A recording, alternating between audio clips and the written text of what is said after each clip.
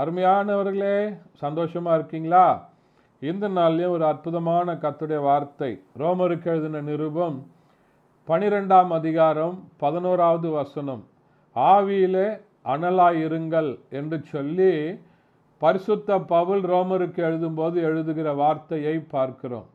ஆவியிலே அனல் உள்ளவர்களாய் இருங்கள் என்று சொன்னால், ஆவியானவர் நமக்குள்ள இருக்கும்போது இந்த பரிசுத்த ஆவியானவர் ஒவ்வொரு நாளும் நம்மளை அனல் உள்ளவர்களாக ஆக்குகிறவராய் இருக்கிறார். குளிர்ந்து போன சூழ்நிலைகள் இல்லாமல் ஆண்டவர் உலர்ந்து போன நம்மை உயிரடைய செய்து ஆவியில பலன் கொண்டு ஆண்டவர் நம்மை ஆவியில அனல் உள்ளவராக இருக்க செய்கிறார். ஒருவேளை நம்ம சரீரத்தில் இருக்கிற இந்த ரத்தம் இருக்குல்ல, பிளட்டு, அதே பார்த்தீங்கன்னா கொஞ்சம் சூடாகவே இருக்கும். நம்முடைய சரீரத்தில் அந்த சூடு 97 டிகிரி, அந்த சூடு நம்முடைய சரீரத்தில் இருந்துக்கிட்டே இருக்குது.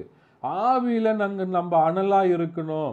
ஒவ்வொரு நாளும் இந்த பரிசுத்த ஆவியானவருக்குள்ள அந்த ஜெபிக்கிற அனுபவத்துக்குள்ள நீங்கள் வரும்போது உங்களை கர்த்தர் அனல் உள்ளவர்களாக மாற்றுகிறார். ஏன்னு சொன்னால், ஆண்டவர் சொல்லுகிறார், நான் உங்களுக்கு பயமுள்ள ஆவியை அல்ல, பலமும் தெளிந்த புத்தியும் உள்ள ஆவியை நான் உங்களுக்கு தருகிறேன் என்று சொல்லி தேவனாகிய கர்த்தர் குமாரனாகிய இயேசு கிறிஸ்து சொல்லுகிறதை பார்க்கிறோம்.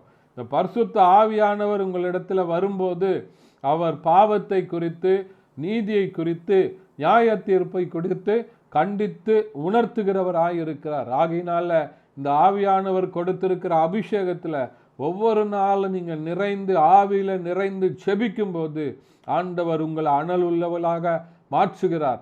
அனலுள்ள ஒரு வாழ்க்கையை தந்து உங்களை கொண்டு ஆண்டவர் அநேகரை விடுதலையாக்க உண்மையுள்ளவராய் இருக்கிறார்.